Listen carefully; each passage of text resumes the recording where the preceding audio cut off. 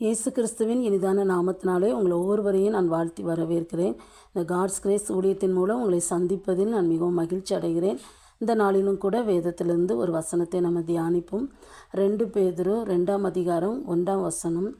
தேவனையும் நம்முடைய கர்த்தராகிய இயேசுவையும் அறிகிற அறிவினால் உங்களுக்கு சமாதானமும் கிருபையும் சமாதானமும் பெருக கடவுதுன்னு சொல்லி இந்த வேத வசனம் சொல்லப்பட்டிருக்கிறது.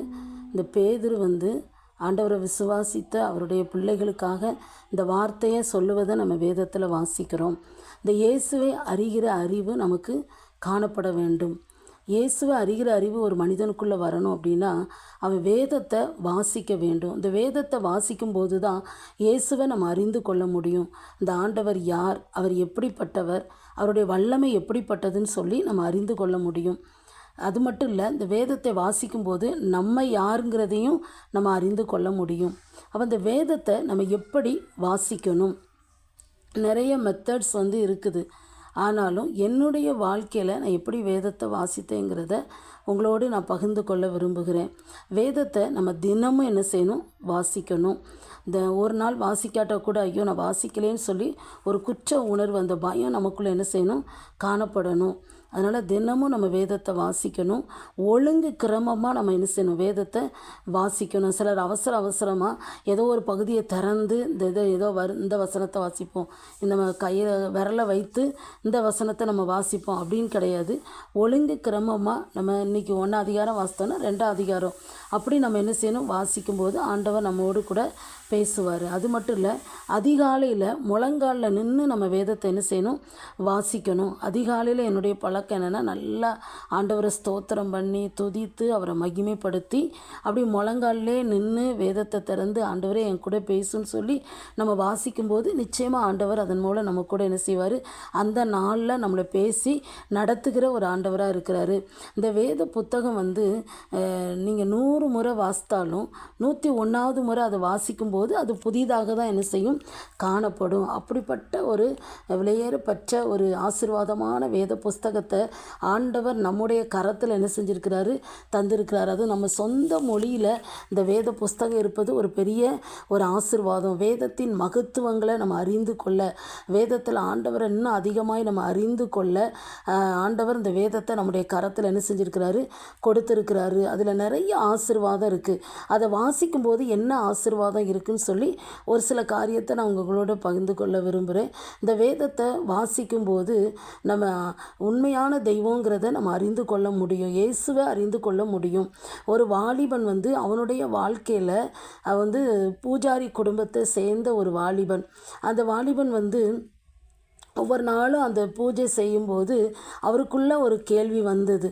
நானே எல்லாத்தையும் செய்கிறேன், நானே சாப்பிட்றேன், நானே எல்லாம் பண்ண வேண்டியது இருக்குது, ஆனால் எது உண்மையான தெய்வம் அப்படிங்கிற அவனுக்குள்ளே ஒரு கேள்வி வந்துச்சு. அப்போ அவன் என்ன பண்ணான்னா, அந்த வாலிபன் ஒவ்வொரு மத புஸ்தகங்களையும் ஆராய்ந்து படிக்க ஆரம்பித்தான். அதே மாதிரி பைபிளையும் என்ன செஞ்சான், வாசித்தான்.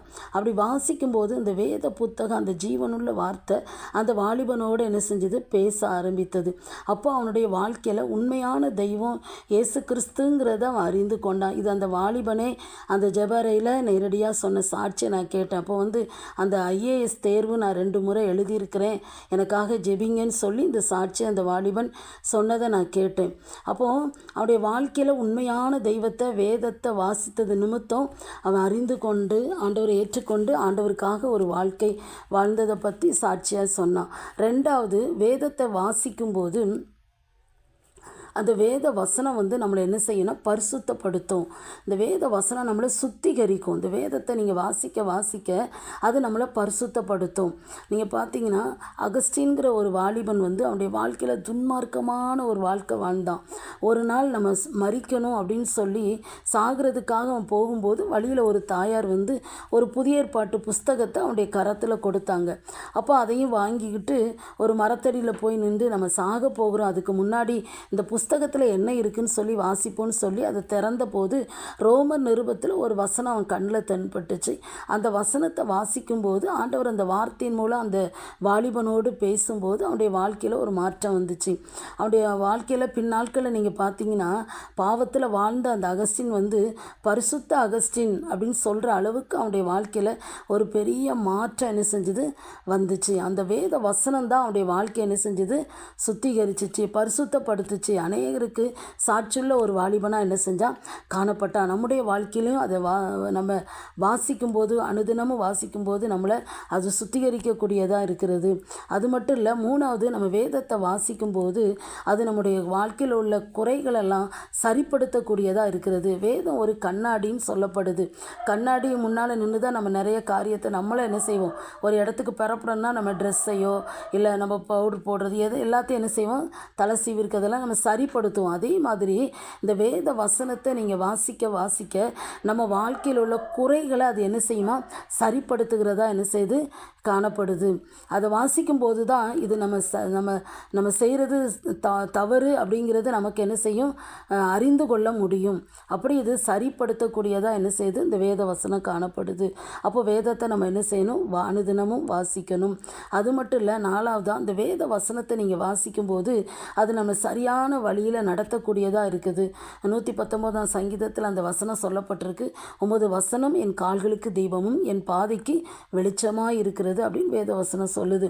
அப்போது நம்முடைய வாழ்க்கையில் நம்ம இந்த நேரத்தில் என்ன செய்யன்னு சொல்லி நம்ம திகைக்கும்போது கலங்கும்போது அப்படி ஒவ்வொரு காரியத்திலையும் வேதத்தை நம்ம அந்த நேரத்தில் வாசிக்கும்போது நம்ம சரியான வழியில் அது நடத்தும். அது வழி காட்டுகிற ஒரு புஸ்தகமாக நமக்கு என்ன செய்து காணப்படுது. அப்போ அடுத்ததாக நம்மோடு வேதத்தை நம்ம வாசிக்கும்போது அந்த வேத வசனம் நம்மோடு கூட என்ன செய்யுமா பேசுகிறதா இருக்குது, நம்மோடு பேசும். ஏன்னா அந்த வார்த்தையில் ஜீவன் இருக்குது.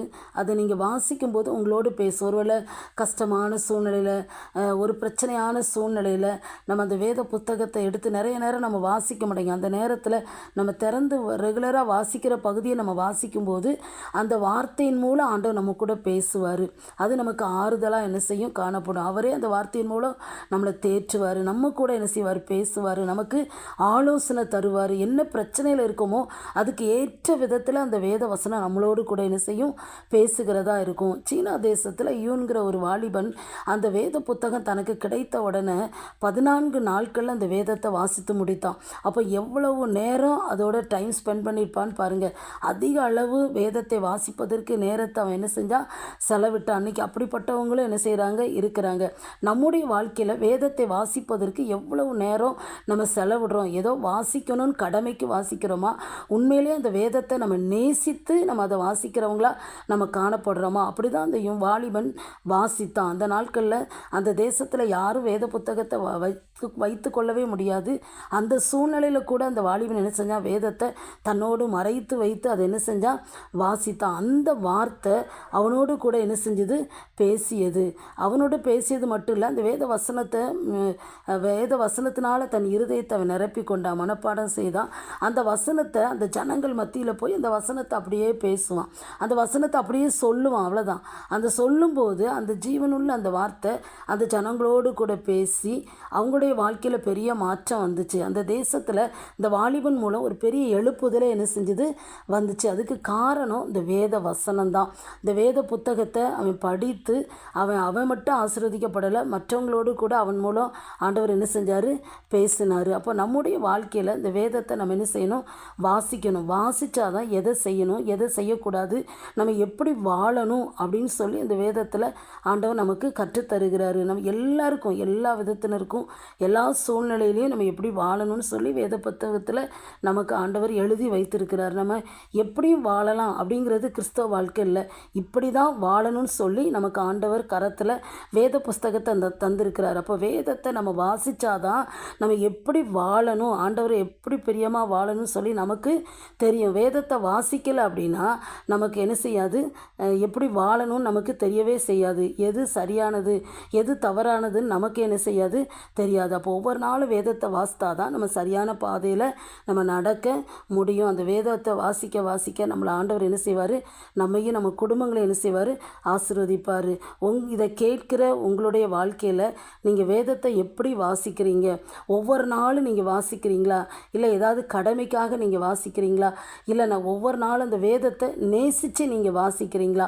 நீங்கள் சிந்திச்சு பாருங்கள். அப்படி நம்ம கண்களை மூடி நம்ம ஜெபம் பண்ணலாமா? எங்களை நேசிக்கிற நல்ல தகப்பனே, நீர் எங்களுடைய கரத்தில் ஒரு பரிசுத்த வேதாகமத்தை தந்திருக்கிறீங்கப்பா. அதை ஒவ்வொரு நாளும் நாங்கள் ஆண்டவரே அதை நேசித்து நாங்கள் வாசிக்க, ஆண்டவரே அதில் உள்ள காரியத்தை வாசிக்கிறது மட்டுமல்ல, அதற்கு நாங்கள் கீழ்ப்படிந்து எங்களை சரிப்படுத்தி கொண்டு உமக்கு பிரியமாய் வாழ எங்களுக்கு உதவி செய்யும்படியாக நாங்கள் ஜெபிக்கிறோப்பா.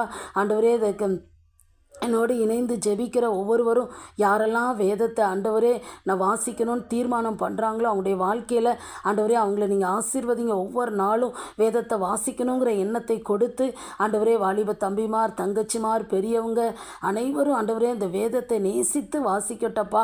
இந்த வேதத்தை வாசிக்கணுங்கிற ஒரு வைராக்கியம், ஒரு எண்ணம், ஒரு ஆசை, ஒரு தாகம் ஆண்டவரே ஒவ்வொருத்தருக்குள்ளும் வரட்டும் ஆண்டவரே. அதில் எத்தனையோ ஆசீர்வாதங்கள் எனக்கு வைத்திருக்கிறீங்கப்பா. இந்த வேதத்தின் மகத்துவங்களை நாங்கள் அறிந்து கொள்ள ஆண்டவரே அநேக காரியங்களை அதில் கற்றுக்கொள்ள எங்களுக்கு கிருபை தாங்கப்பா. ஒவ்வொருவரையும் கர்த்தர் ஆசீர்வதிப்பீராக. வேதத்தை வாசித்து அதுக்குரிய ஆசீர்வாதத்தை பெற்றுக்கொள்ள அப்படியே நாமத்தை மகிமைப்படுத்த உதவி செய்யும். நீங்கள் அப்படி செய்ய போகிற கிருபைக்காக ஸ்தோத்திரம். இயேசுவின் நாமத்தை ஜெபிக்கிறோம் நல்ல பிதாவே.